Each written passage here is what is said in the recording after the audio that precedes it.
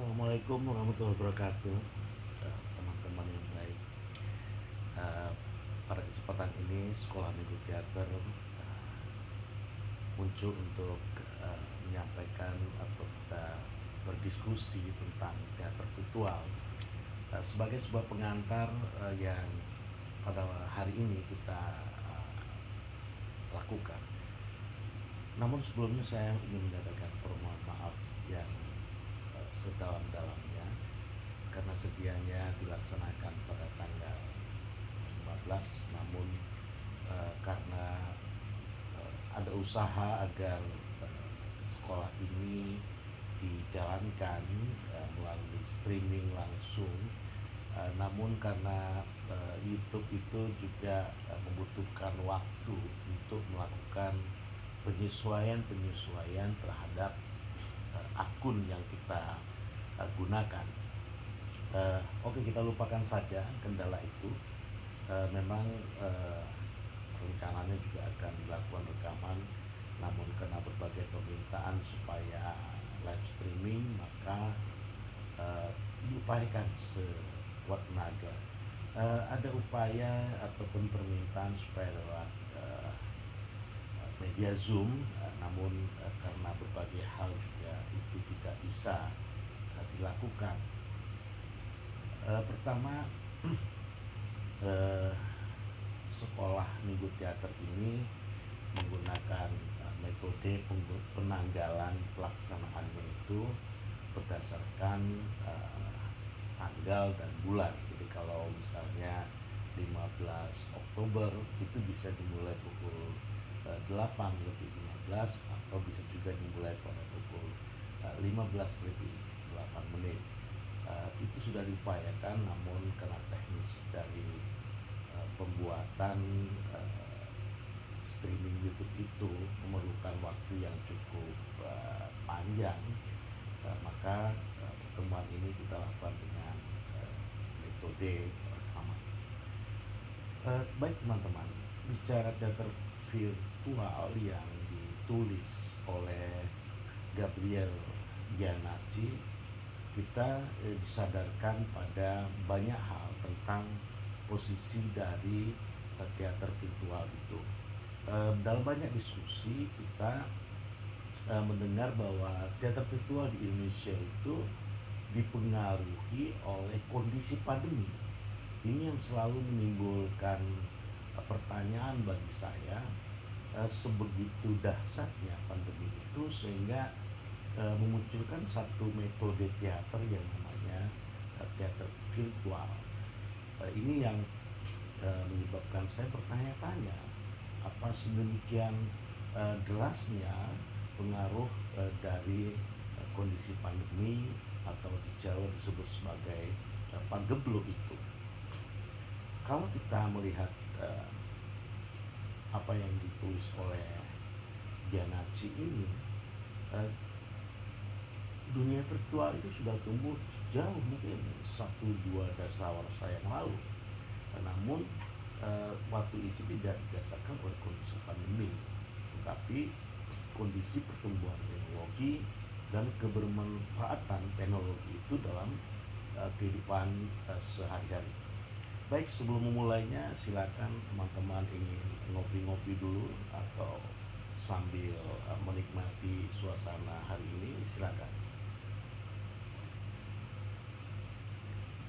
Baik, pertama marilah kita coba untuk menelusuri sebenarnya apa itu teknologi. Giannacci ini unik karena dia mengambil satu persepsi teknologi itu dari asal kata tekne, yang mana tekne itu dimaknai sebagai seni. Di tekne itu adalah seni atau kerajinan. Sehingga apa? Sehingga dia melihat bahwa hubungan seni dan teknologi itu merupakan hubungan yang tidak bisa dipisahkan, hubungan yang terkait secara ketat gitu. Jadi seni dan teknologi adalah dua hal yang tidak bisa dipisahkan. Namun kalau kita lihat definisi-definisi tentang teknologi itu, maka kita akan bisa melihat bahwa teknologi itu berasal dari kata Yunani yang berarti tekne itu betul yang dikatakan Gianacci sebagai art atau juga sebagai skill. Selain ini dia juga merupakan sebuah keahlian. Nah, kata logosnya ini yang kemudian disebut sebagai satu sains atau sebagai ilmu pengetahuan dan sebagai suatu kajian. Nah, kalau kita lihat teknologi itu ya dia kajian tentang seni dan kerajinan kalau kita mengacu kepada Gianacci.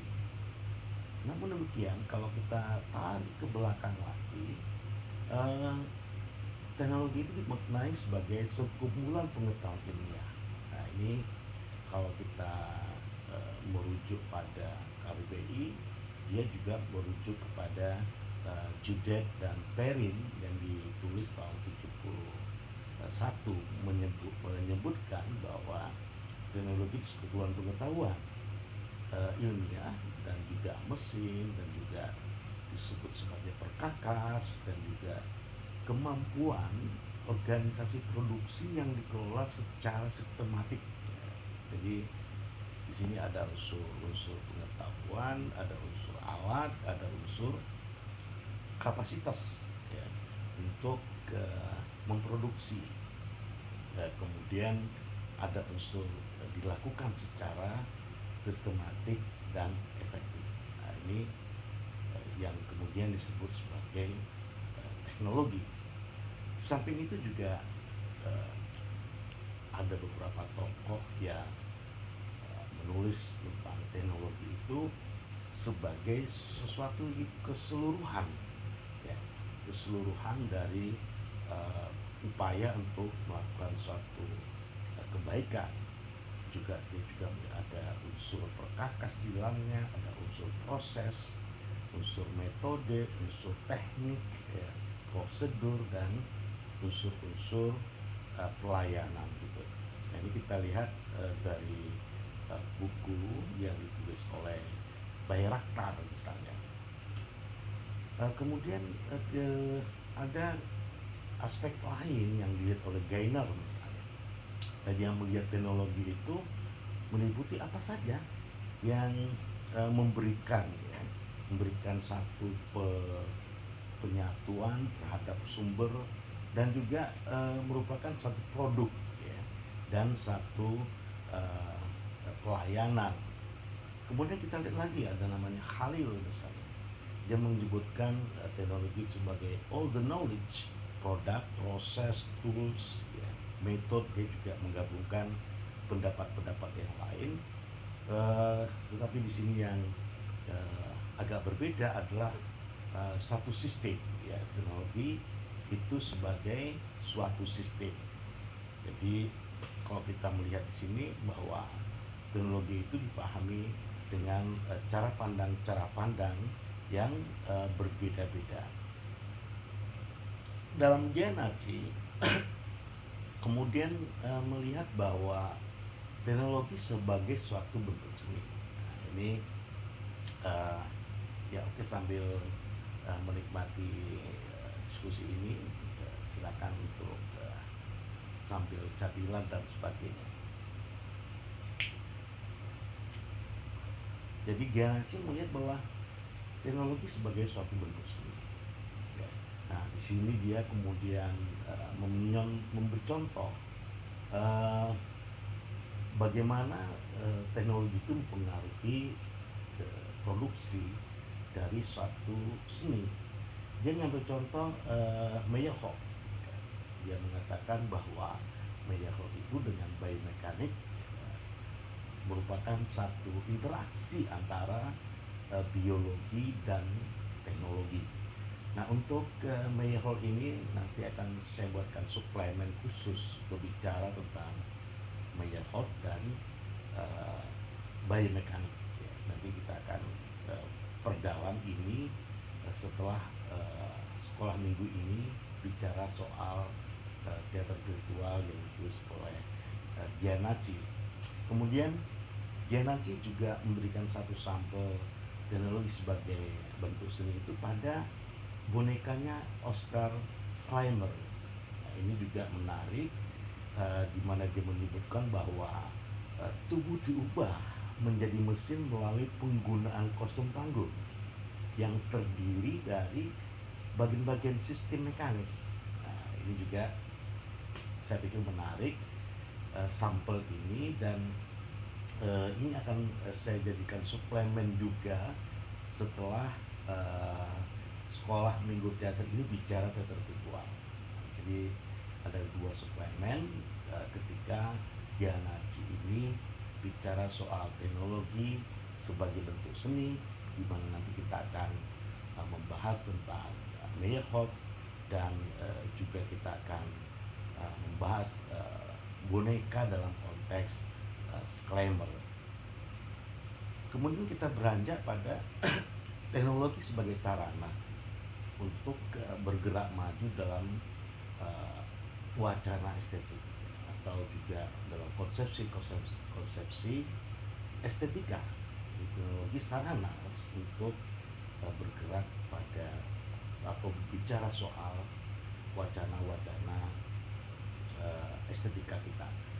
Ada pendapat dari Picabia yang menyarankan penggabungan minat, ya, penggabungan minat dan karakteristik fisik tertentu antara mesin dan manusia masa depan.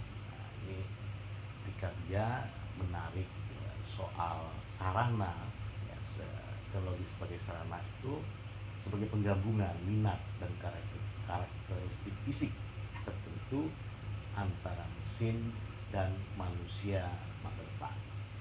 Kemudian di dalam buku Gianaci ini juga menjelaskan soal teknologi menjadi inspirasi bagi seni dan pendidikan. Nah, jadi keberadaan teknologi itu menjadi inspirasi bagi seni dan pertunjukan, terutama yang eksperimental di tahun-tahun 60-an dan 70-an. Nah, ini pembicaraan tersendiri, karena kalau kita melihat sebenarnya ke dunia seni dan pertunjukan eksperimental itu tidak sepenuhnya dia dipengaruhi oleh kinerja teknologi. Jadi ada kinerja antropologi di sana, ada kinerja sosiologi di sana yang sangat mempengaruhi seni-seni dan eksperimen-eksperimen kita di dalam pertunjukan. Kemudian kita melihat bahwa seorang bernama Popper misalnya itu mengidentifikasi sejumlah pengaruh besar pada seni elektronik. Ya, jadi kalau tadi ada seni-seni eksperimental, dan Popper ini melihat pengaruh besar pada seni elektronik itu dalam konteks teknologi berlangsung pada fotografi dan sinematografi. Kemudian ada seni konseptual, ada holografik, ada seni tanah, ada seni cahaya, seni kinetik, dan seni video. Nah, ini dalam konteks Popper yang melihat hal-hal yang semacam itu. Kemudian di sini Gianaci memberikan satu catatan bahwa dipengaruhi oleh teknologi tidak selalu diterjemahkan menjadi hasrat akan teknologi. Nah, ini saya pikir satu pandangan yang harus kita sadari betul, ya, bahwa pengaruh teknologi itu tidak bisa diterjemahkan sebagai hasrat akan teknologi. Teknologi bukan sebagai sumber, tetapi teknologi sebagai sarana, alat, atau media untuk membangun konstruksi-konstruksi di dalam seni. Jadi bukan karena teknologi kemudian seni itu menjadi ada. Nah, ini juga saya pikir apa yang dikatakan Popper dan kemudian diterjemahkan juga oleh Gianaci, ini saya pikir satu hal yang menarik bagi kita. Gianaci kemudian mencoba untuk menggali ke belakang soal kemunculan komputer. Dan Gianaci mencatat bahwa komputer pertama muncul di tahun 1945. Ini menurut Giannacci satu terobosan penting dari seni atau teater virtual itu dengan kemunculan komputer di tahun 1945. Pada masa itu komputer digunakan oleh militer, ya. Jadi kemunculan komputer itu berawal dari penggunaan oleh militer. Kemudian sipil itu baru menggunakannya 15 tahun kemudian, pada tahun 1960. Kemudian ada yang bernama Ascot, ya, seorang nama Roy Ascot, itu menunjukkan pentingnya sibernetik, ya, sibernetik untuk seni itu pada tahun 1966. Dan Jack Burnham memperkenalkan konsep seni sibok, ya, hanya 2 tahun kemudian. Ini dicatat oleh seorang penulis bernama Dean Clay yang dikutip oleh Giannacci. Konsep seni sibok ini kalau Indonesia bacanya sibok, ya. Saya melihat banyak tesis tentang sibok ini, dan ini menurut saya menarik, ya. Nanti akan kita bicarakan secara khusus, dan Giannacci menjadikan satu bab tersendiri tentang sibok ini atau cyborg, ya, cyborg. Kemudian Engelbart, ya, sebagai penemu mouse komputer